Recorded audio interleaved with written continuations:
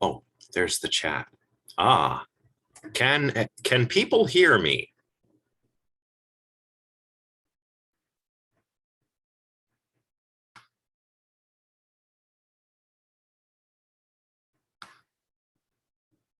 Ah, there we go.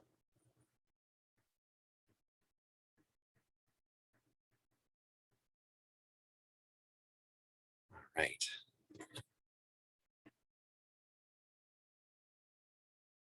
All right. Can anybody hear me? All right. Good, good.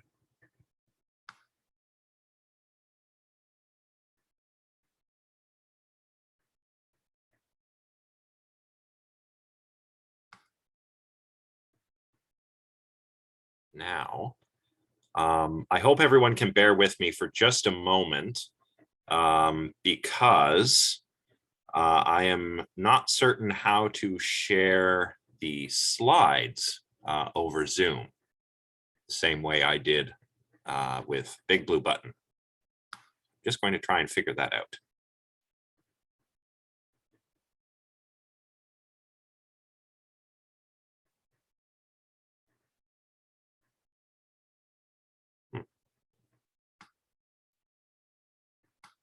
Just do this. No.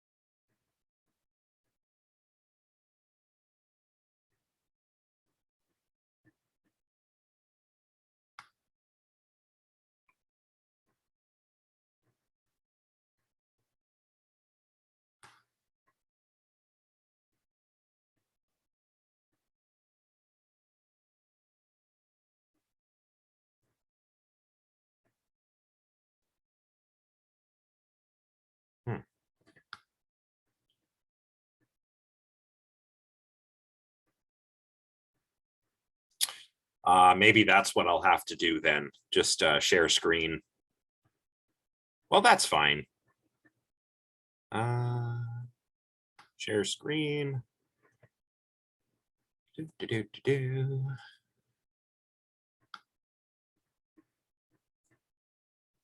Oh, PowerPoint as virtual background. Oh. I'll just have to share the whole screen. That's okay.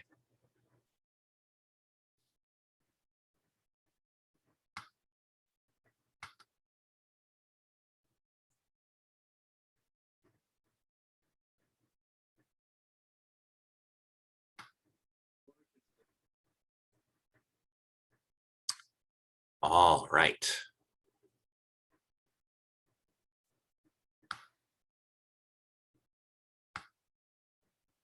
There we are.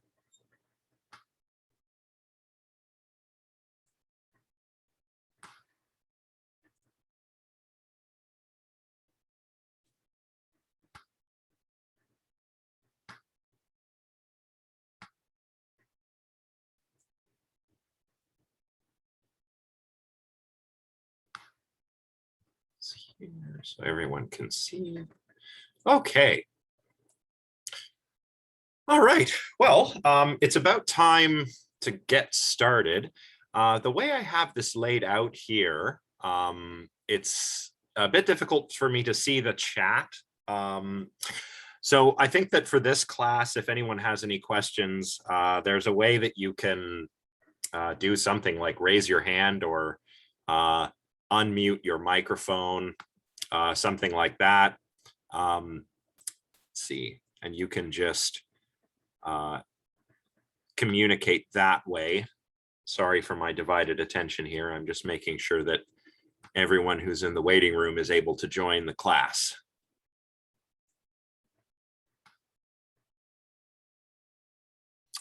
Okay, so what time? Yes, time to get started. All right. So today we're just going to sort of leave off where we were with that little presentation that I had put together previously. And we're going to pick up with chapter 1 of the course text, which I'm happy to say we have a free version of. I'm sure most of you are aware of that by now. If you haven't already obtained a copy of it, you can do that by finding the link in my Discord server. Go to that website and you can download the entire book in PDF format for free. That said, we still have some more people showing up. That said, I was speaking to the people at the bookstore who assured me that the physical copies are still on their way. So if somebody wants a physical copy, they'll still be able to go and pick one up. I might do that myself. Don't feel like you have to if you want to save the money, but sometimes it's nice to have a physical copy of a textbook for a course like this. So with that said, that's the housekeeping stuff out of the way. Let's see.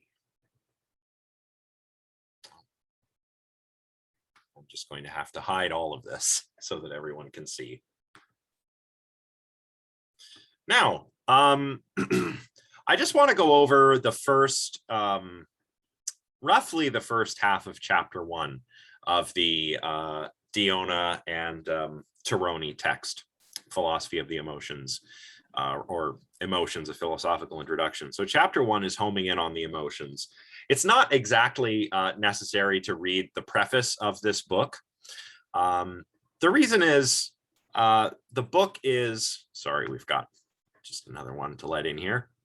The reason is, the preface is just kind of a plan of attack for the entire book, but so is chapter 1 also, in a way. It expands a lot on what is discussed in the preface or the introduction. So it's not necessary to read the preface. You can if you want. Today, we're going to be looking at basically the subsections that deal with certain aspects of emotional experience that the authors here take to be key to what emotions are. And of course, we've seen some of this already, right? When we talked about the problem of parts, for example, in our introductory lecture. So the problem of parts, it's a name to a particular problem in philosophy of emotions that was coined by Jesse Prince. And basically, the problem of parts is that when we reflect on what happens when we experience an emotion, there is a very salient, or perhaps the most salient aspect of one of those experiences is its phenomenal character or how it feels. And the authors of this text also talk about this in their section on phenomenology, right? How an emotion feels, what it's like to have this emotion and that emotion is probably the most salient characteristic of emotions. But there are other parts of emotions as well. We don't just have feelings when we have an emotional experience. We have certain thoughts that might occur to us. These could be beliefs, judgments, evaluations is a big one. Especially when we get to something like Richard Lazarus's appraisal theory. It's all about evaluations. And even Prince's own theory, on that theory, emotions are evaluative. It's just that they're not primarily cognitive. They are rather perceptual. So in addition to, what it feels like, there's thoughts, there's changes of attention, perhaps to things that are going on in the environment or to certain thoughts that you're having. There's changes in the body. Obviously, these changes in the body probably underwrite a big part of the phenomenal characteristic of emotions. So we're talking like, feeling the muscles tense when you're feeling angry or something like that. There are action tendencies, certain things that we tend to do that are particular to certain emotional experiences, and so on and so on. And the problem of parts is, as we said last time, which of these is the emotion, right? And Deonna and Teroni are keeping this problem in mind in their writing of this book. They don't use this exact term. They don't say there's a problem of parts and we need to deal with it. But they do kind of capture the danger of over focusing on, the feeling or the phenomenal characteristics of emotion. And that is, to quote them on page 1, quote, "We know it when we are undergoing emotions. Often we know which emotion we have, and we know how to ascribe them to others and why we ascribe them. Still, the fact that this intuitive knowledge is easily available should not make us think that emotions are simple phenomena," which is basically another way of saying that emotions are quite complicated phenomena. And although one or another aspect of an emotional experience may be much more salient than the others, we still are faced with this sort of problem of parts. What parts of these experiences are typical of emotions or necessary for emotions, and what kinds of parts, what phenomenal or intentional or epistemological aspects do emotions have that differentiates them from other affective states or other psychological states. And the framework that they use to break this down, of course, is phenomenology, intentionality, and epistemology. So first we'll begin with phenomenology. But before we do that, I'll just stop for a moment and see if anyone has any questions so far.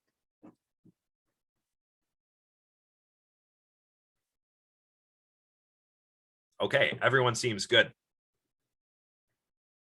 It's a bit weird not being able to see the chat, unlike Big Blue Button. But anyway, so let's talk about phenomenology. Here we're talking about the role of feeling in our emotional experiences. And this is something I talked at length about in our introductory lecture.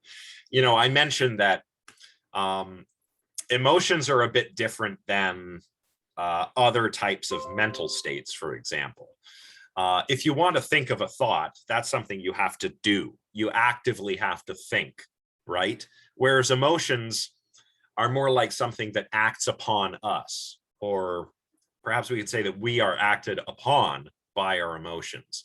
They happen to us, right? We feel them, but it's not just, it's not just because emotions are a thing that we feel. It's like we're not in control of them, at least when they are first elicited. They're a bit more like perceptions in that sense. But one thing we can say for certain, and this is why phenomenology is such a, I suppose, salient aspect of emotional experience, is that most emotions do involve some kind of bodily changes in bodily sensations or changes in body states, things we call feelings. Not all emotions need be this way, though. I'm wondering if we can think of some examples of, and this might be weird. It might be weird to put this question to you, but can we think of any emotions that perhaps don't involve feelings, or which involve feelings to a very reduced extent? Can I speak? I don't know if you can hear me. I'm not sure what I'm doing here, but there's a button here. Hello? Oh, no. Oh, Hi? Maybe.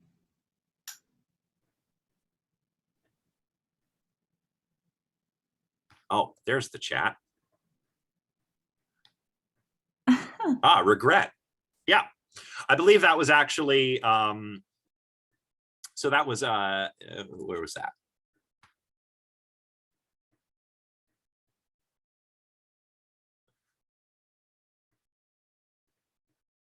Oh, my volume might be off.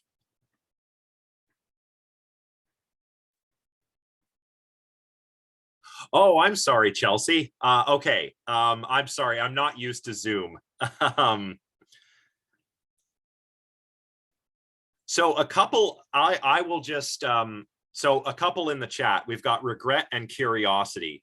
Does anyone want to expand upon those? I will stop talking so that I don't accidentally mute whoever's answering.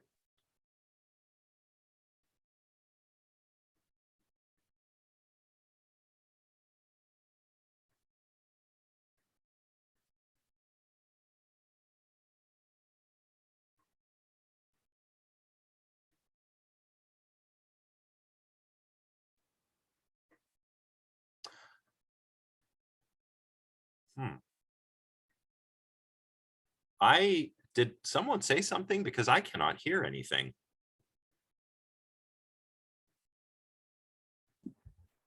Chelsea tried to speak, but then I don't think she thought that you heard her. So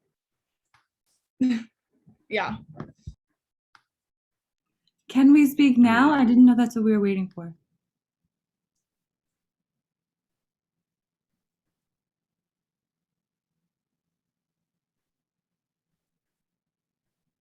I cannot, so I Okay. need to take a moment to try and figure out why I can't hear anyone. Let me see. Okay, I'm gonna mute myself again.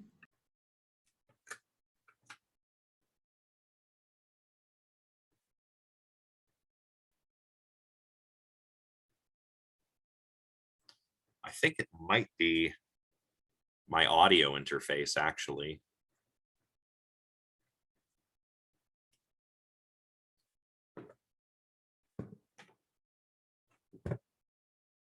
No. I'm just going to try it this way. Let's see.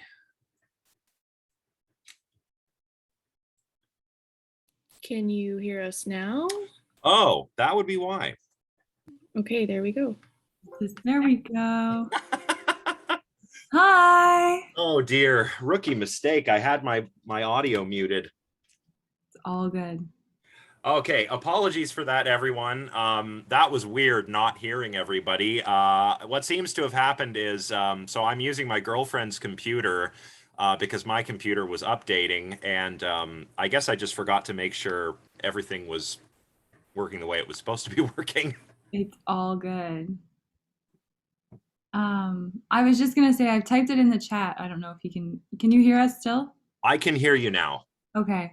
I was just gonna say that curiosity, in the case that we are not as emotionally invested in the thing that we are curious about, would be less of that kind of thing, whereas something like anger is more often. I would say like you would always kind of feel you're more so emotionally invested in it. It's hard for me to use the word emotionally invested when we're trying to Yeah, part emotions, but that's how I would say you're right. And curiosity is an interesting example. When I think of when I'm curious about something, it's because there's some uncertainty there, perhaps. Hmm. And I'm not really feeling anything in particular. It's more like I'm ready to feel something Okay. Yeah. when I, investigate the thing that I'm curious about. That's just a little personal reflection Right. on that. But I think curiosity is a good example. And somebody else mentioned regret, which I think it is probably similar. I mean, regret doesn't tend to engage, at least I don't find it to engage, changes in my body sensation as much as, say, something like anger might. So those are both good examples. All right, now, oh, more people. So I guess the lesson there is that most emotions involve a phenomenal element. Not all, and not always all of them, but most do. But emotions also can involve what we could call hedonic tone. This is the term the authors give to it. Hedonic comes from, hedonism, hedone, the ancient Greek term for pleasure, right? Some emotions, by hedonic tone, we mean that some emotions simply feel good and others don't. Some are pleasant and some are not. That is to say that, not all pleasant emotions, excuse me, feel the same way though. But some are good and bad. This is not to say that this is all clear cut, as we'll see in a moment, but just be aware that there's particular feelings that happen in the body that might be associated or not associated with certain emotions. And then there's hedonic tone. And all of this is just to say that emotions have phenomenology or a phenomenal character, as we touched upon last time. Just a little bit of background on this that the authors don't provide, but in case there's anybody in the class without this sort of background, phenomenon, phenomenal, all related to this word phenomena, which basically means appearances, right? And this usage goes all the way back to Plato. You might want to think of the allegory of the cave, for example, if you're familiar with this from the Republic.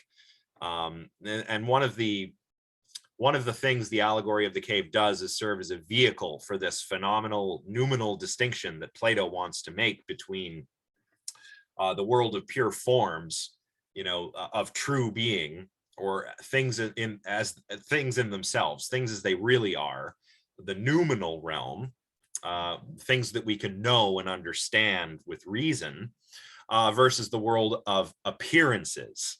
So the appearances or phenomena are a bit like the shadows cast on the wall of the cave in the cave allegory. And Immanuel Kant also maintained a similar kind of distinction between the noumena, things in themselves, and phenomena, which are things the way they appear to us. So phenomena is just a fancy way of saying appearances. What it means here specifically, when the authors say phenomenal character or phenomenology, we're talking about the what it's likeness of emotional experiences. We're not talking about like Hegel and the phenomenology of spirit, or we're not doing like Husserlian phenomenology or existentialist phenomenology. When we talk about phenomenology here, we're talking about it in the sense of like subjective experience. There's something that it's like to feel a particular emotion, and that particular emotion feels different from another emotion. You feel angry, that feels different from being happy, which feels different from being surprised or disgusted, right? So all of this is the sort of subjective side, the feeling, the hedonic tone, that's all the phenomenal, that's the phenomenology, that's what that's meant to capture. Now, because phenomenology seems to be such a salient aspect of emotional experiences, we might start to think that, the role of phenomenology, or I guess the way feelings work, is straightforward in emotions or in emotional experiences. But it's not really as straightforward as it seems. And we've already touched upon this, right? Felt sensations don't seem to be as important or as big of a part of certain emotions, like regret, which was mentioned in the book and in the chat, or curiosity, or contentment, which I also think is mentioned in the chapter. So it's not straightforward that emotions are all feelings, right? Even if we thought of emotions as feelings and thought that phenomenology was like the primary thing that makes an emotion, it can't be the whole story. It just can't, because we can see that felt sensations are a bigger part of some emotions and a smaller part of other emotions, or not a part of some emotional experiences at all, perhaps. The same goes for hedonic tone, right? If you think of an emotion like anger, it might seem intuitive to you that anger is unpleasant. However, that's not an obvious conclusion to make. And the more you reflect on that, or at least when I reflect on it, I can kind of get a sense that perhaps somebody with an anger problem, for example, might not reach that same conclusion. They might not agree that anger is unpleasant. It might make them feel in a moment of anger, perhaps powerful, stronger, I can do anything, aha, like, and that might not feel that unpleasant, right? So it's also not straightforward, the role of hedonic tone either. So what do the authors say about the lack of straightforwardness here? Well, they say that phenomenology might lend itself to different descriptions of one's emotions. Also, you know, forgetting about the other issues that we just covered, it might also lend itself to different descriptions of your own emotional state, depending on where your attention is focused during the experience, right? And this is really interesting because we've actually, not me personally, but psychologists have done experiments where they've, you know, given people a placebo versus adrenaline, and gotten different emotional reactions by exposing people to the same stimuli, because by paying attention to the bodily changes that are there because of the adrenaline, the people in that group interpreted their emotional reaction more along the lines of, you know, say anger. They were more likely to report that they were angry just because of what their body was doing because of the adrenaline. Whereas people in the control group might feel, you know, like a lack of a response, perhaps a neutral response. Or if you think, you know, of something that's happened to you that has perhaps, you know, caused an emotional reaction in you recently, how you describe what that emotion was might be different depending on what you were paying attention to during the event. So you might report having experienced a different emotion if you were looking or focusing on the event that elicited the response versus your immediate you know, bodily sensation when the response happened, right? So even reporting our own emotions to others or introspecting on how we feel, we can't just rely on how we feel to do that, because we might not actually be focused on how we feel. We might be focused on beliefs about the situation or something like that. And because of the way all of this comes together, we might say, oh, I was feeling angry versus I was feeling shocked versus something else, right? Are there any questions, I wonder, before I move on any further?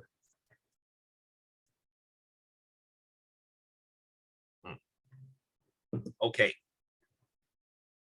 So yes, there's also the possibility of unfelt emotions. I mean, unfelt emotions. I'm not exactly clear on what they mean here. I don't think they mean quite the same. I don't think they mean quite the same thing as emotions like regret, where the felt sensations don't seem to be a salient part of the emotion. I think they might rather be talking about emotions that, like emotional dispositions, you know, like if you dislike somebody, you may not feel that dislike when you're not around them.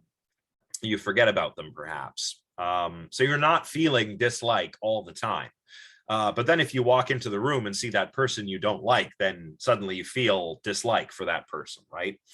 I think that may be what they're talking about here. But in any case, the role of phenomenology, while obviously not very straightforward, it's important nonetheless. So establishing an understanding of phenomenology's role in emotional experience is one of the things that the authors report that, you know, they're going to try to do throughout the text. And I think we do actually come back to a lot of this again in chapters 6 and 7, if I'm remembering things correctly. Now, of course, phenomenology is perhaps the most obvious aspect of emotional experience, but we can't neglect the other aspects either, right? On page 2, the authors write, while it is true that the emotions are affective phenomena that seem to be partly characterized by what it is like to have them, another of their central features consists in the fact that they are directed towards various aspects of the world. So, oh, I've made a little mistake in my slides here, but you know, if we were to do that, if we were to focus solely on what it's like to have this emotion or that emotion, we might come to have a pretty good understanding of, you know, the qualities of emotional experiences, the subjective qualities, you know, the what it's like. We'd have a great understanding of that, but we would also be at risk of losing sight of what emotional experiences are actually experiences of. And this is what gets us to intentionality and epistemology. And I did mention intentionality in the first lecture, of course, but we're going to talk about it in much more depth in the next few slides. Before I do that, just one more quick check. Anyone have any questions thus far? I have a question. I keep thinking about that example that you gave about the study that happened where they elicited 2 groups, one with adrenaline and one with not adrenaline, just like a placebo effect. I just keep thinking, like, the people who were given adrenaline and then asked to you know, say what emotion they were feeling, I almost feel like, you know, giving them adrenaline makes them feel like they're having more of a stronger response emotionally. Maybe that's not like they're actually having that response. It's kind of like they're misinterpreting it because their body is giving off different feelings or stimuli or whatever. And it's actually just all those people like aren't, like, they just don't understand what emotions are, and they don't understand and aren't taking the time to, like, maybe be mindful. Like, I don't know how mindfulness would play into trying to understand your emotions, but I think a lot of people, amongst myself, oftentimes, you know, I don't understand my emotion. Something happens and you know, someone asks you how you're feeling and you're like, I don't know, like, Right. you feel one way, but your body's acting another way. So I'm not entirely convinced the whole giving adrenaline to people, you know, has really anything to say. Or I don't know. I keep thinking about it. If, like, you know, are people just misinterpreting an emotion because they don't understand what they're feeling, or maybe they don't understand what their body's saying? Like, maybe your body's doing one thing, but you're feeling another and you just don't know. Yeah, and that's a really good point. I'll probably have a little bit more to say about that when we talk about epistemology, because emotions are supposed to tell us things, right? Especially if you think of, like, Richard Lazarus's appraisal theory, that's what emotions are. They're appraisals of events. They indicate this that a significant event is happening, and they tell us about it somehow, right? And Lazarus is one of those figures who thought that emotions are cognitive. So he would have said the appraisal is like a judgment that we're making in our minds. Someone like Prince says, well, it's a judgment, yes, but it's an embodied judgment, right?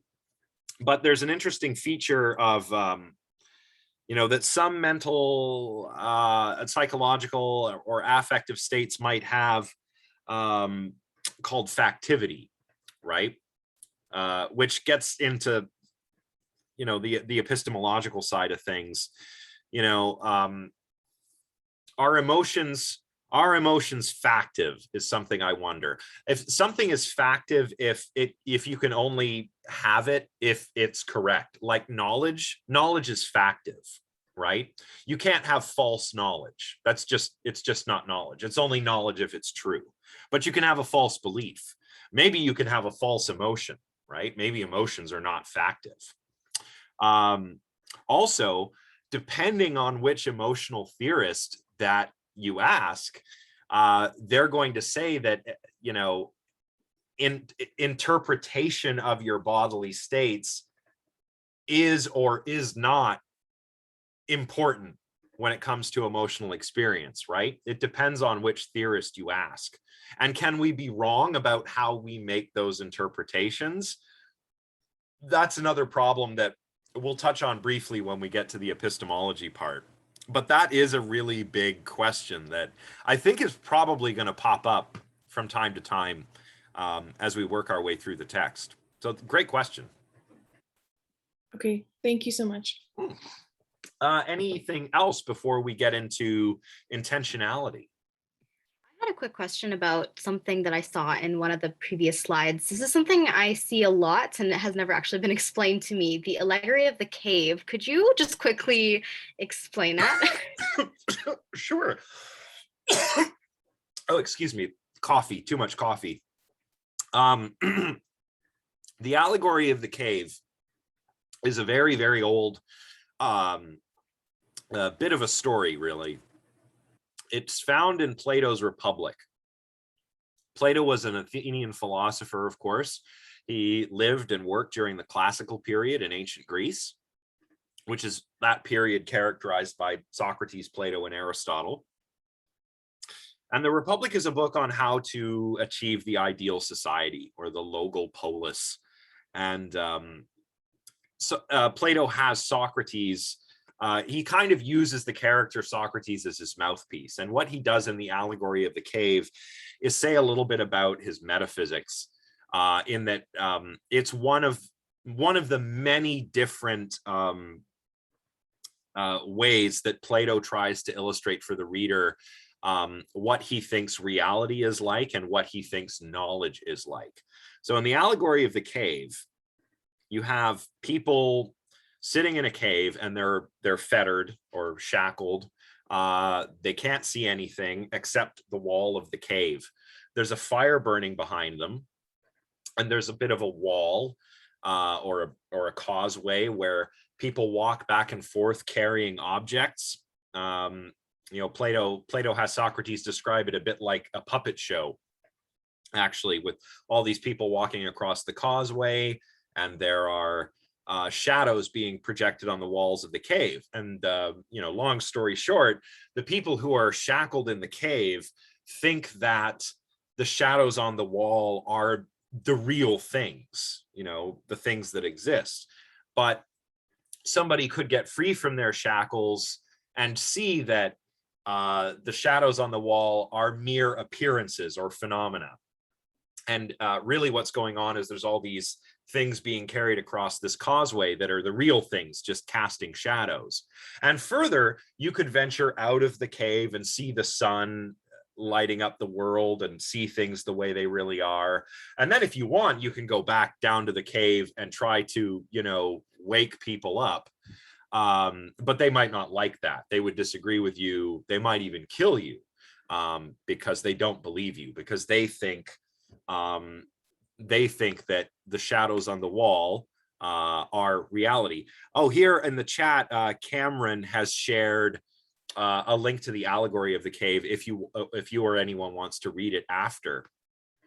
Basic comparison that I like to draw with the allegory of the cave is, if you've seen the movie The Matrix, the original. I was just about to make the comparison. That sounds just like it. Basically The Matrix, basically. So yeah, that's what I would say. That would capture the whole Neo learning what the real world is like and going back into the Matrix to try and free people. That's basically the allegory of the cave. So Perfect. yeah. Okay, that makes sense. Thank you. Okay, good. Any other questions before we talk about intentionality? Are we gonna touch on epistemology this lecture or no? We should, yes, because well, neither of these sections are really that long. Okay. They're I do- dense. That's the thing about this. What's that? I said they're good. I just wanted to. There was a comment before about how can we know? You mentioned the factor Yeah. stuff and how can we know? So I'll bring this up when we get to that because I think that'll be fine there. Okay. For intentionality, yeah. Perfect. And yeah, I think we can get through to epistemology fairly quickly. So I will just continue on because I did say a little bit about intentionality previously, right? Emotions are phenomena. They're phenomenological. There's something that it's like to have them, but they're also intentional. So they are intentional phenomena. And in philosophy, intentionality does not mean intentional in the everyday sense where one intends to do something. Rather, it's a technical term that means emotions are about things. So if a mental state has intentionality, or if an affective state has intentionality, that means it's about something, it's directed at something. That state has what philosophers call content, right? So and you can see this with emotions. Emotions, again, going back to something like appraisal theory, emotions are always directed at specific events or specific people, specific things that happen to you, right? Now, just keep in mind that the content of an emotion might also be what caused the emotion, but it doesn't have to be, right? So if an injustice causes you to feel anger, if someone commits an injustice against you and that causes you to feel angry, that injustice, oh, this happened to me and it should not have, so I'm angry at the person who caused this to happen to me. That's also the content of your anger, right? So the elicitor is the content in that case, but it doesn't have to be like this, right? Can we think of an emotional experience or an example of an emotional experience where it might have a certain content which is different from what caused the emotion?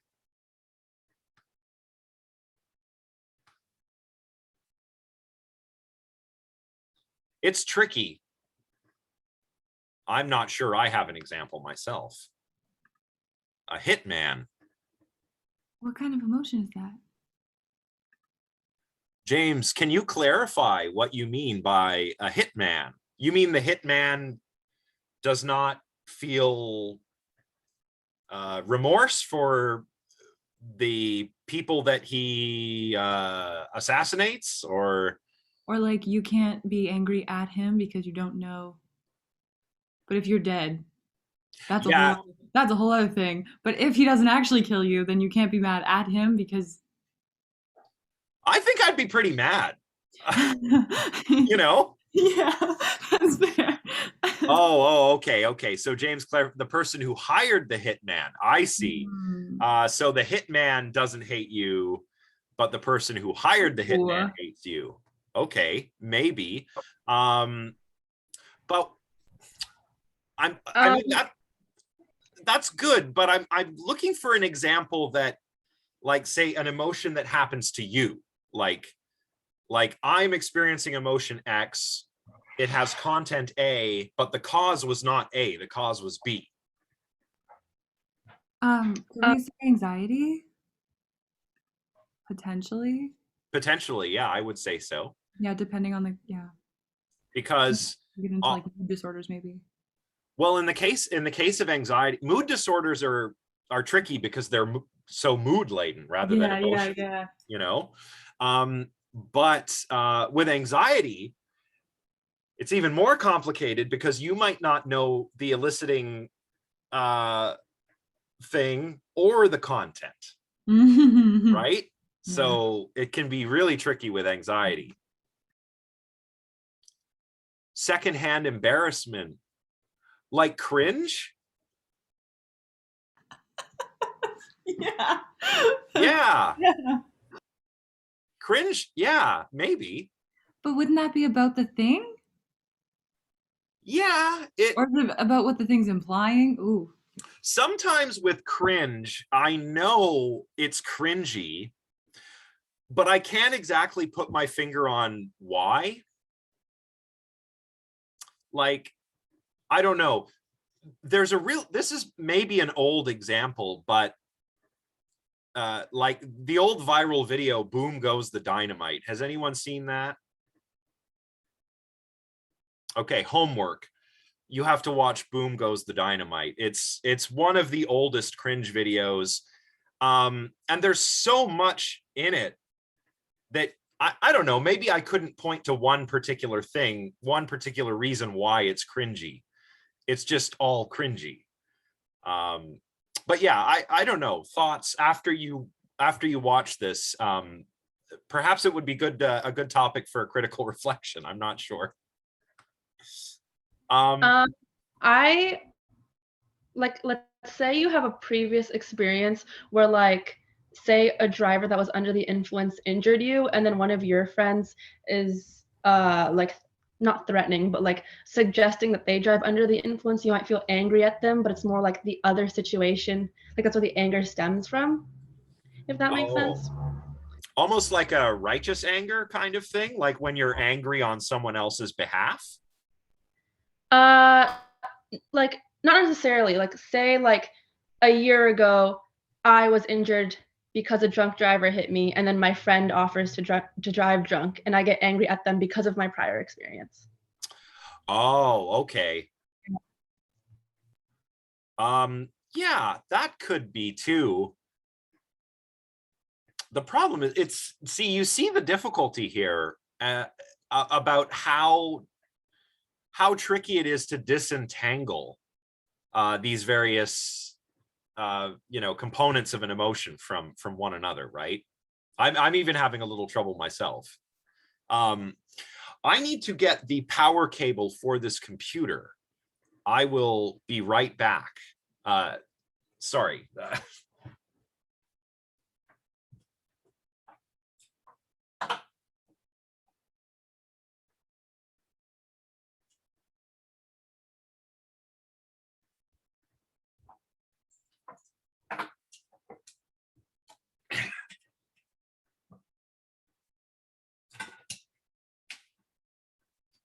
All right. Do you have one at the top, like on the tip of your tongue, that you can think of? That I can think of where the content of an emotion, well, we've got the example of anger where if an injustice happens, Right. then that is probably the content and the eliciting factor, right? But maybe in the case of something like a phobia, perhaps, maybe this is tricky because I don't really have any phobias that I'm aware of, but maybe I'm afraid of spiders. I don't know. And I see a spider at the zoo, which causes me to, go into a panic attack. Now, perhaps the content is like a memory of like a traumatic experience that I've had in the past with spiders. It has nothing to do with this particular spider, which is quite different from all of the other spiders that I've seen.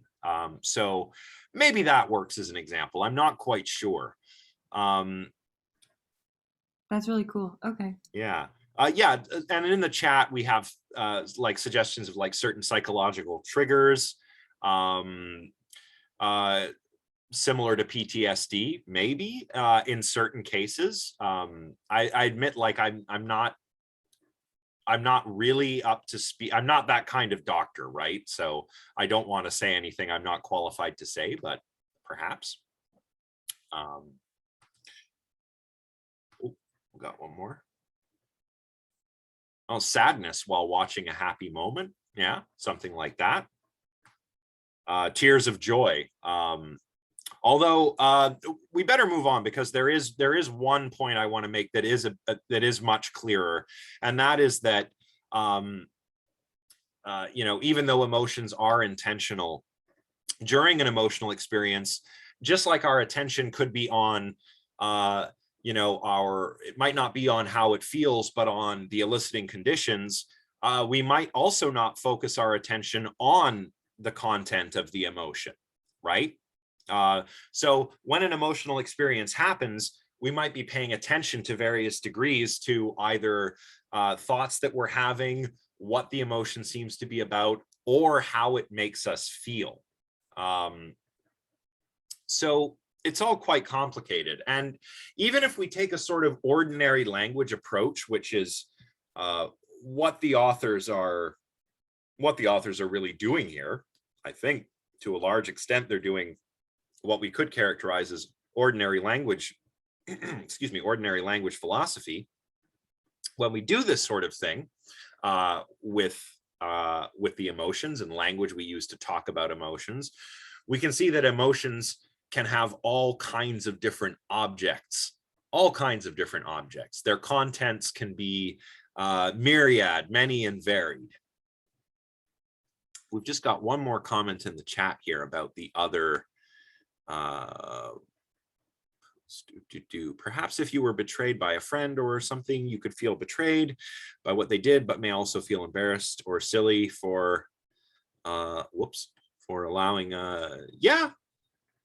Well, this is like feeling multiple emotions at once.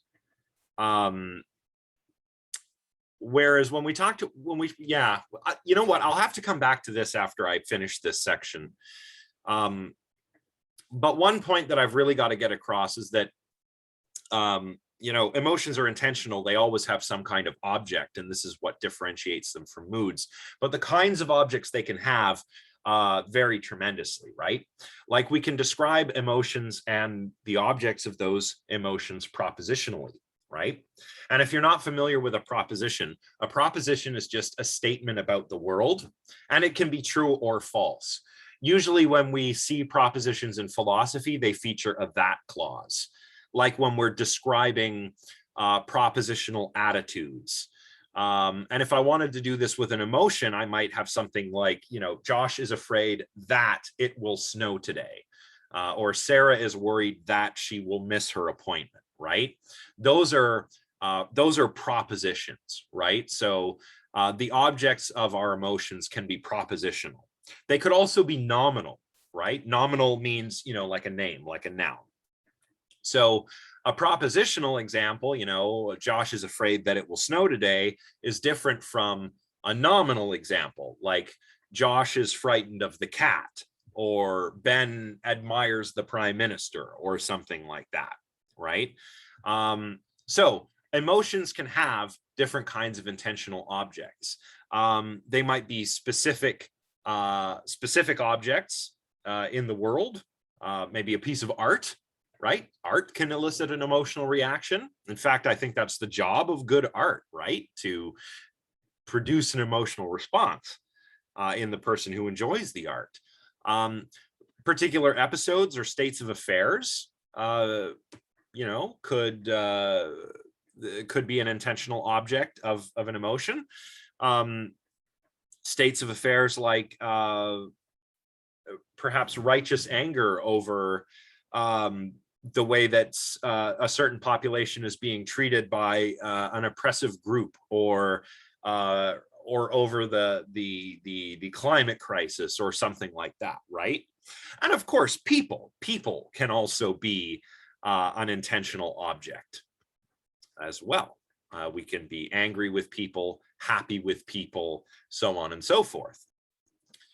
Now, of course, as we learned in the first lecture, intentionality is also one of the important things about emotions, because it helps us to differentiate moods from emotions, right?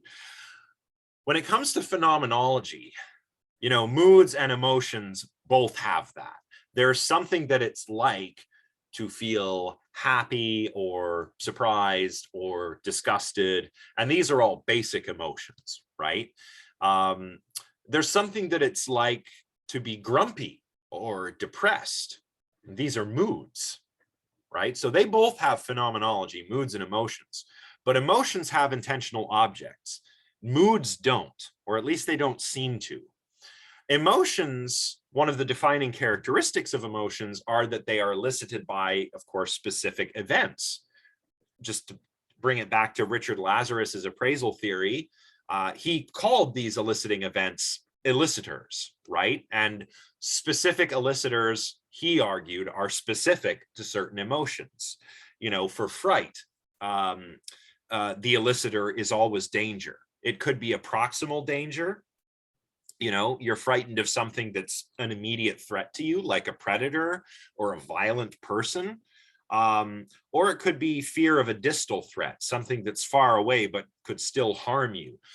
Distal threat might, fear of a distal threat might be like, you know, being afraid to catch COVID, or being afraid of the consequences of climate change. This would be fear over a distal threat, right? And it's specific events, specific elicitors that provoke those responses. Moods generally don't work like this. Moods are extended through time. They're not like dispositions or character traits, but they're much more long lasting than emotions tend to be. And for that reason, we can also say that emotions are episodic, whereas moods are not, right? There are some exceptions. You know, the go-to exception for me is always anxiety, because anxiety, the intentional object of anxiety, we could say is uncertainty itself. And that means that sometimes, even when we know it's uncertainty, it can still be hard to work out what we're uncertain about, or it can be hard to see why we are uncertain. I think performance anxiety is a really good example of this, because you know, you might not realize that it's uncertainty, that's the reason why you have anxiety. If you're about to play a big sports game or a concert or take a test, you might feel anxiety, and you might say to yourself, why am I nervous? I've prepared very well for this. But the uncertainty comes by way of your not having certain knowledge of how things are going to go, right? You might be all trained up for the big game, but anything can happen. You can get out there and injure yourself. You go and play the concert, maybe you break a string, right? You write the test, and all of a sudden for one reason or another, you forget everything that you studied last night, right? So you don't know how things are going to go. And it's that uncertainty that elicits the anxiety in that case, right? So anxiety is kind of our running example of, you know, our running exception to the rules example, I should say. Whoop, whoop. What's happening? I pushed the wrong button. We're almost finished with intentionality. Before I continue, are there any questions?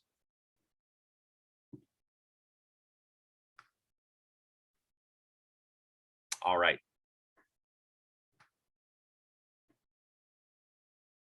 So where do we get? Oh, there's a question here in the chat.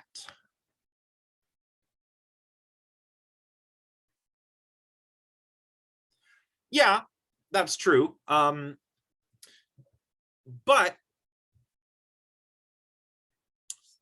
how do I answer this without sounding like a reductionist? So yes, there is a sort of neurochemical side to mood disorders. But I think it's also too easy to say, oh, one has an anxiety disorder or dysthymia because of low serotonin levels, right? What are low serotonin levels? You know, brains are just about the most complicated thing in the universe. And you can say like, yeah, in the case of anxiety, there's a lack of serotonin in the brain. And that's why for anxiety disorders, we prescribe things like serotonin reuptake inhibitors, which allow there to be more serotonin in those synapses so that the information travels through the brain in such a way where you don't experience anxiety. Yes, but that is aimed at a different level of explanation than what we're trying to tackle here, right? Emotions are, like, as we've seen, subjective phenomena. We're really interested in tackling questions about emotions that are at the level of the whole organism, and if we can, the organism's experiences too, their subjective experiences. If you wanted to go down, like further down in terms of spatial and temporal granularity, yes, you can say that, at least when it comes to mood disorders, people with severe anxiety may have lower serotonin levels than the average population. But that's one level of explanation, which is in a way more fundamental than what we're looking for here, if you follow what I'm saying. And also I should say that, everyone gets anxiety, right? There are people that do have anxiety disorders, definitely. But even people who don't have this will experience some anxiety, and anxiety can serve a purpose too. If we want to bring this back to hedonic tone, anxiety feels unpleasant. And for that reason, anxiety can be a pretty good motivator sometimes too. For example, I had a little anxiety this morning because I had such a busy day ahead of me, and I was uncertain whether I would be able to prepare adequately for this class, right? So, but that just motivated me to, hurry up and get everything done, so that I wouldn't feel anxious anymore, right? So it's complicated. I guess that's a very long roundabout way of saying you're right, but it's complicated, if that makes sense. So anything else then before we finish up with intentionality and talk about epistemology?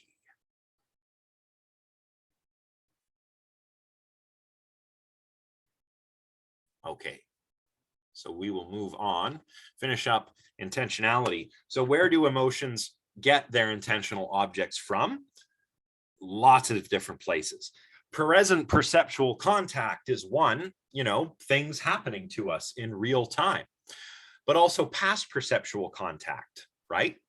We can recall events that happened in the past, and our recollection of those events can cause an emotional response, right? It can elicit an emotional experience. You might relive a pleasant experience or an experience of anger or anything that you've experienced in the past. You're probably capable of recalling it, and it will elicit a little bit of that same emotional response, or perhaps a different emotional response if you change your perspective on that event. And of course, we can also imaginatively project ourselves into the future, where perceptual contact has not yet occurred, or where it cannot occur. The examples in the book are like, Jones looks forward to visiting Atlantis, right? He's really looking forward to going to Atlantis. Of course, you can't go to Atlantis; it doesn't exist. But he can imagine it, so he's excited about it. Here's something in the chat: perception versus emotion. Well, if I understand the question, some theorists think that emotions are perceptual, right? But how are emotions different than perceptions, even if there is something perceptual about them? We're going to get to that in a moment, right? In fact, we're going to get to it right now. When we have a perception of something, everything is causally linked, such that the object and its properties, they're causally linked to my perception of that object and its properties. So if I have a perceptual experience of something like a red light, it occurs by virtue of this chain of causation, starting with the light and the wavelength of the electromagnetic radiation and all of that, such that I can only have an experience of a red light. I can only see a red light or perceive a red light if there is a light which is red, and the light travels to my eyes and causes certain firing patterns in my optic nerves, which causes certain firing patterns in my occipital cortex, which cause me to have a perceptual experience of redness. So there's this sort of causal chain there that doesn't seem to have to be there with emotions, right?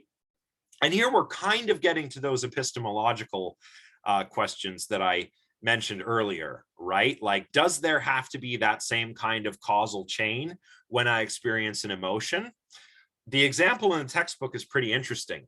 You know, I can only say I see a red light or a blue vase if there is a red light or a blue vase that causes me to have that experience. But if I have a roommate who likes to frighten people and he dresses up as a ghost, you know, he puts a bed sheet on and runs around the house going, ooh, and he frightens me.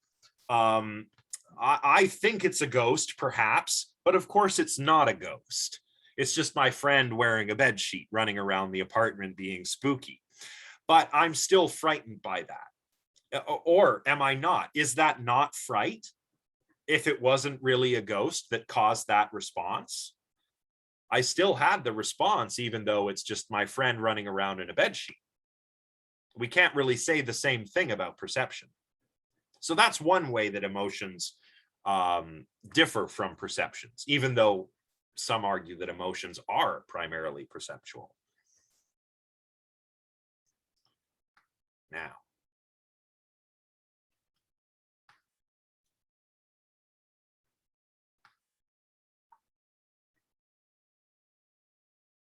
geez, I made this intentionality section quite long.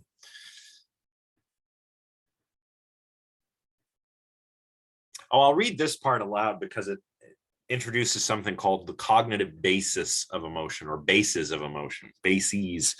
On page 5, the authors write, in answer to the question of how emotions come to have the objects they have, we must then acknowledge, and this is our second observation, that there is no generic answer to that question. For emotions necessarily rely on other mental states in order to be intentionally directed at something. Emotions, unlike perceptions, are always grounded in some other mental state that is also about the object the emotion is directed at. And these mental states, which we shall call the cognitive bases of emotions, can be of radically different types. So not only can emotions be directed across time, not only can we employ the imagination along with perception, they might depend on memories, they might depend on testimony, someone else's perceptions, right? They see something and tell you, or even one's own beliefs, right? And the authors argue that emotions are always directed toward objects that are provided by one's cognitive bases, right?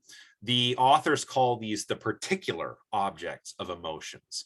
And these other mental states, they can be beliefs, desires, all kinds of things, but these other mental states are just as important when it comes to what emotions are and to identifying which emotion one is having and understanding why one is having it, as the phenomenology is. Not just beliefs, but here I mention again on the slides, you know, beliefs, desires, memory, testimony, but also judgments, right?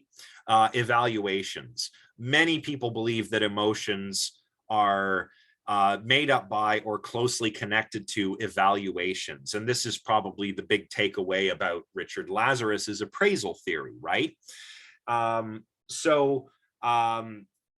These evaluations are a particular, you know, a particular evaluation would be a particular object of emotion. If I make the evaluation that someone has tried to cause me harm, and I get angry, that's a judgment. That's an evaluation.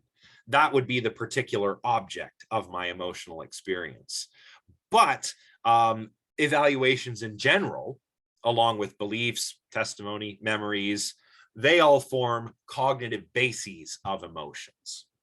So what are emotions about, really? They're about particular objects or about particular events, about evaluations, beliefs, excuse me, desires, any number of things. But the particular objects, you know, what the emotion is directed at because of its cognitive base, and the evaluations or the judgments that come with the emotion are primarily what emotions are about, according to the authors.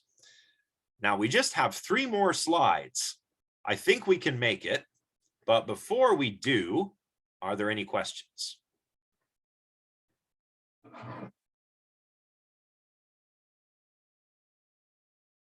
It appears not. That's okay. So let's go back to the slideshow. Epistemology. This is the most interesting part of all of this for me. Epistemology, if you're not familiar with it, comes from the Greek word episteme, which means understanding or knowledge or certainty. And usually in philosophy, when we talk about epistemology, we mean something like theory of knowledge or a study of knowledge. And this is probably one of those aspects of emotions that is the most underemphasized, at least in our everyday understanding and discussion of what emotions are. It's very obvious that emotions have phenomenal characteristics. It's a little bit less obvious, but still pretty obvious that they have intentional characteristics. But I don't think it's as obvious at all that emotions have epistemological characteristics too. But they have 2 important characteristics, which the authors discuss toward the sort of middle of the chapter. One, and I'll read from page 6. These are both from page 6. The first characteristic, first, and as a direct consequence of their being directed at particular objects and connected with types of evaluations, emotions are subject to standards of correctness. That's pretty epistemological. And the second, standards of correctness so conceived should be distinguished from epistemological standards by which we assess the justification of emotions. So we're going to break this down real quick. Emotions are subject to standards of correctness, right? And there are cases where such standards can be violated. So similar to knowledge, you know, if you want to have knowledge of something, there are standards of correctness, right?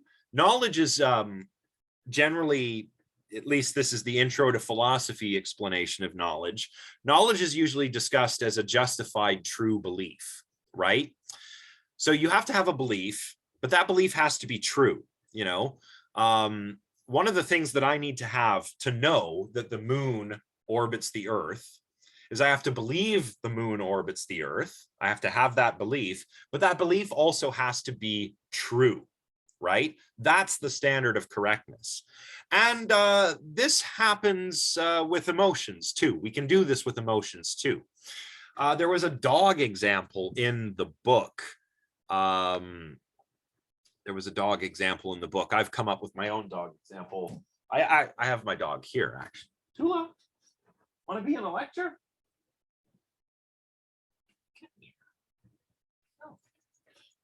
So there's a dog. Here's a dog. Hi. So, oh boy, I'm blowing up. So cute. Yeah. How are you? You want to be an example? This is Tula. Yeah, terrible, terrible kisses. Oh, God. You're too adorable. I'm never going to finish my class. Oh, okay. Yeah. Yeah, Tula's a big hit on my YouTube channel too. So, you know, for example, maybe I have a neighbor. You know, I have this wonderful friendly dog, but my neighbor fears my dog, right? But I correctly point out to my neighbor that his fear is unfounded because I've got such a good pupper, right? Who would never be a jerk. Actually, she is quite, she can be quite a jerk, but she's not violent. She doesn't bite other dogs and people. But, you know, maybe you have a neighbor who fears dogs and he's afraid of your dog. and you say, your fear is unfounded. You know, I got a good doggo, great pupper. You know, he just likes his pets and his treats and so forth. You get to know him, you won't be afraid of the dog anymore, right? So we would say that, you know, your neighbor's fear does not meet this standard of correctness because the dog does not pose a danger to him. And in this way, emotions are actually similar to perceptions and to beliefs. The reason is that all of them have standards of correctness, right? There are standards of correctness by which we can judge the truth of a particular belief, like my belief that the moon orbits the earth, or the veridicality of my perceptions, right? There are standards of correctness by which I can judge you know, the veridicality of my perceptions. Here I'm talking about something like an audit, like an optical illusion, right? Like, let's stick with the moon illusion. Maybe you've seen the moon. It's best to do this with a full moon, but if you go and look at the full moon at moonrise, it appears to be absolutely enormous. And if you look at it later in the night, it's up in the sky much higher, and it appears to be smaller.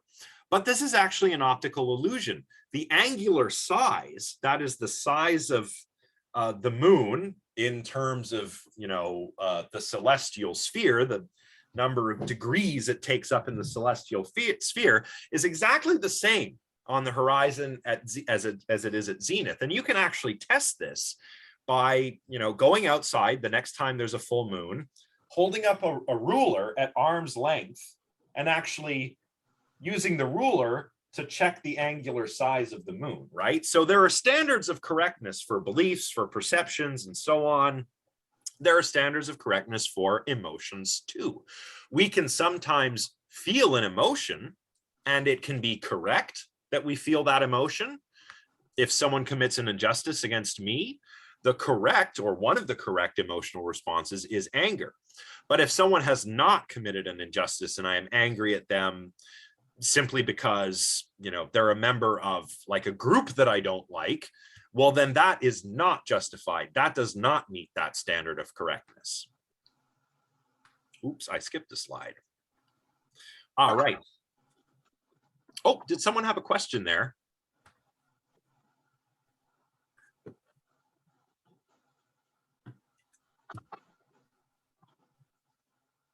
All right, we'll continue. So for this reason, philosophers like to talk about perceptions, beliefs, and emotions as having a mind to world direction of fit, right? We can check whether an emotional response or a belief is correct. We can check whether it fits the facts, whether it fits the way the world is. So that's why we say it has a mind to world direction of fit. And this actually will help us later on as we make our way through the book to distinguish between emotions and other affective states and other psychological states. Last slide, finally. There are standards of correctness, but we need to distinguish them from epistemological standards by which we assess the justification of emotions. So when it comes to epistemology, there's a standard of correctness you have to meet in order to have knowledge, but there's also justification. You have to have justification. I could have a belief that the moon orbits the earth, and that belief is true because the moon does orbit the earth, but I don't have knowledge yet because my belief needs to be justified. I need some evidence that the moon orbits the earth. So maybe I go read an astronomy textbook or get my telescope out and gather some evidence. Now my true belief is justified. So we're distinguishing standards of correctness for emotions versus justification of emotions. Emotions can be unjustified even if they meet a standard of correctness, right?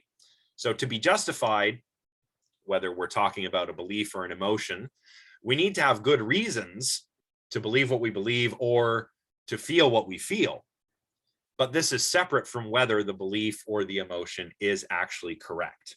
And I'll give you another dog example here. My dog has run off, but In one example, the first example, we'll have a justified true belief together with a justified emotion. So let's say that my dog Tula is sick. I take her to the vet, and the vet cures Tula's illness.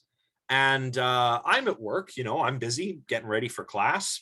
Perhaps I'm experiencing anxiety, right? Because I'm uncertain. What's up?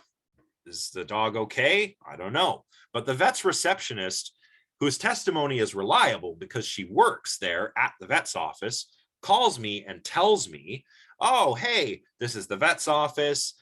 Tula's okay. She's just got a cold. And then that causes me to feel relief. I have a true belief and a justified emotion there as well, because the vet's receptionist's testimony is reliable because it comes from the vet herself, and the vet is a very good vet, we'll say.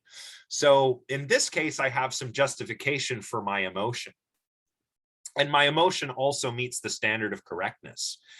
The second case is almost like a Gettier case for emotions rather than knowledge, right? And if you're not sure what Gettier cases are, talk to me in my Discord server. I'll explain them after class. But same scenario.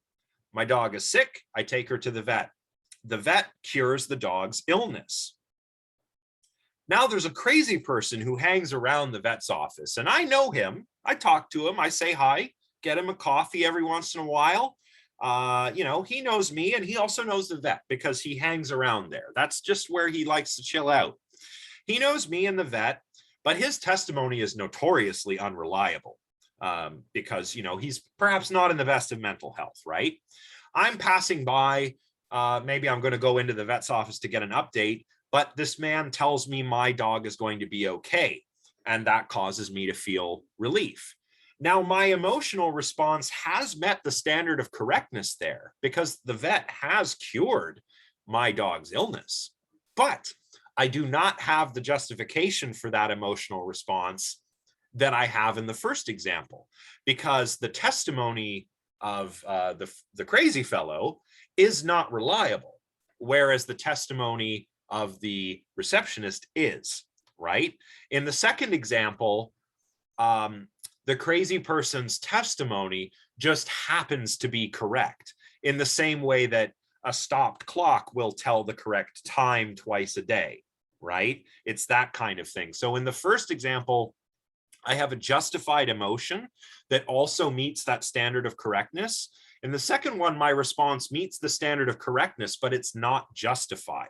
So that's something else that we need to pay attention to when we're talking about the epistemological side of the emotions. So, wow, we just went over by 1 minute the time of this lecture. So we better wrap it up. Next time, we're going to look at the second part of the first chapter. Those are the sections, emotions within the affective domain, and the conclusion. So everybody can get the textbook. I believe Isabella was kind enough to share that link. Thank you, Isabella, on my Discord server. So you can scroll up. If it gets lost in all those Discord threads, I'll just resend it. So everybody should have read the entire chapter by then. These chapters are not long, but they are dense. There is a lot to unpack. So bring any questions you have next time. We'll tackle those before we get started. Now, I realize class is technically over, but if anybody has any questions, I'm willing to just hang around for a few minutes and take your questions if you would like. I have one question. All right, go ahead, Chelsea. That I was gonna, it was the question I was gonna ask just before we started talking about intentionality. I've kind of held on to it because I wanted to speak to it only after we address the epistemological stuff. Okay. When we were talking about whether or not you can know what emotion you're feeling. So somebody brought up the example, critiquing the validity of, I guess, not necessarily the validity, it would be the validity of the impact of that study. There are reasons to question Sure. the author's interpretation of the results. I Right. would say Yeah. that, yeah. Always, yeah. But what my question is about is whether or not, if we're looking at as emotions as these subjective experiences, say we feel that that we've interpreted it as one thing, isn't that what matters? Even if it might not be the emotion, if we're thinking this is the emotion, if this is our experience of the emotion, is that not, would that Yeah. not be a really important factor? Okay. I think so. And not to try and take sides, but this is kind of what that ghost example was about, right? Okay. Or another example is dreams, okay?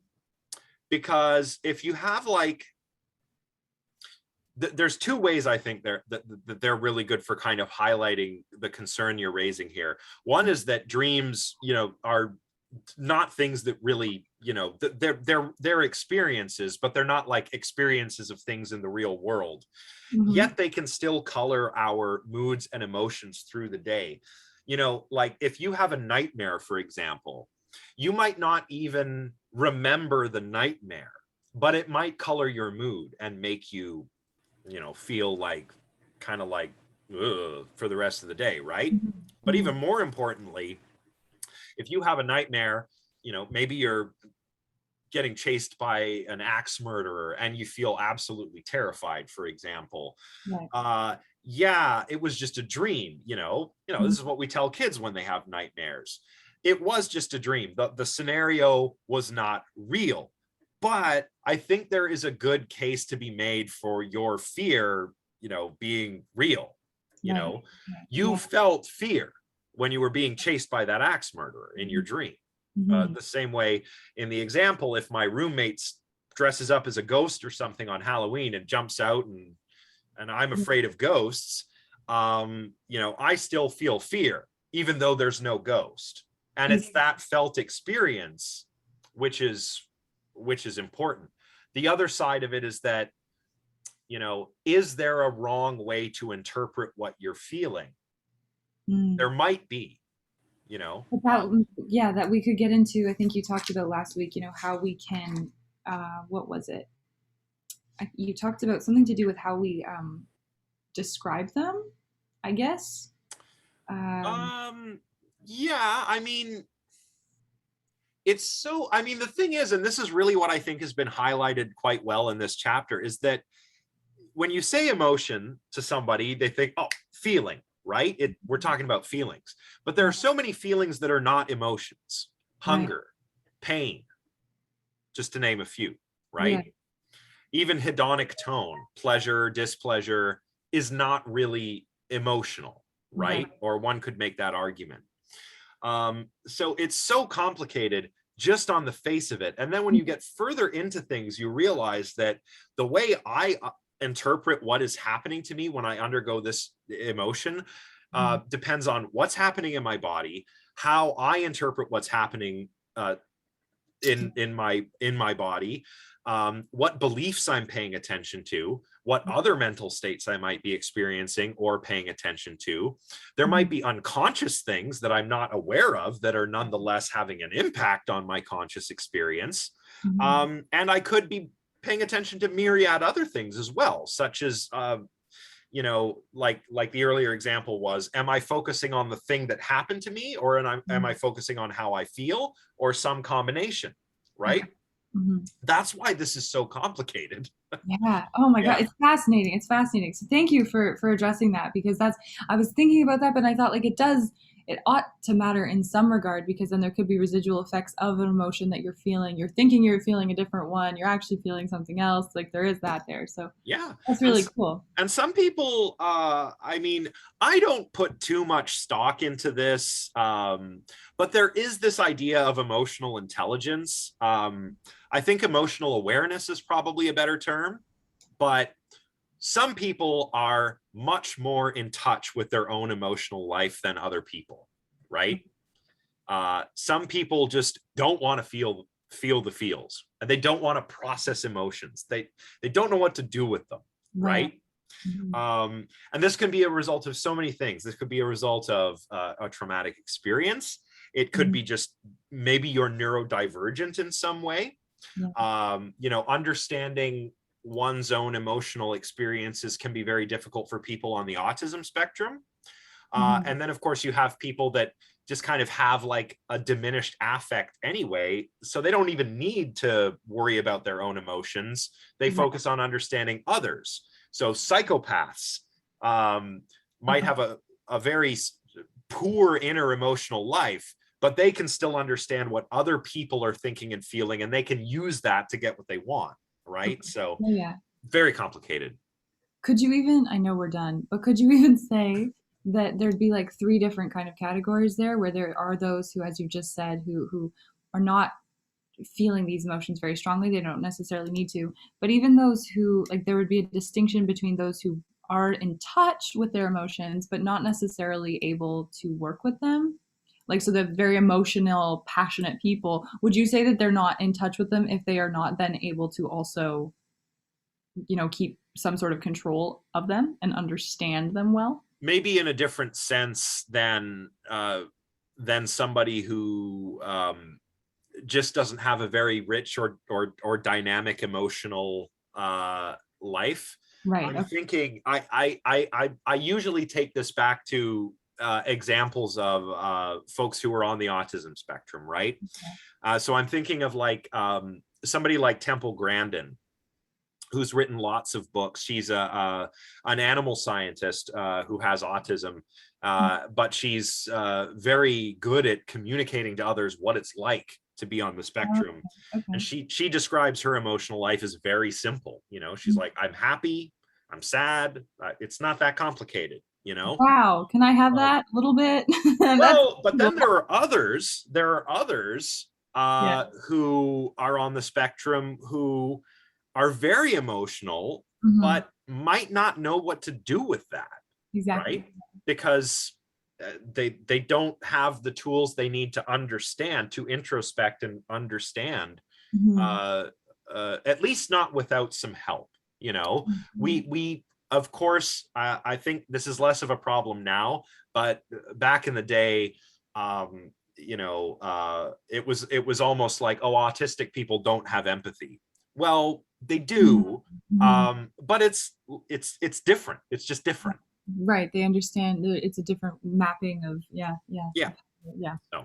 Okay, that's so cool. Thank you so much for taking the time to answer those questions. Yeah, no problem. And thanks for everyone who stuck around, and have a good night for anyone who's still here. Thank you. Bye. Bye. All right.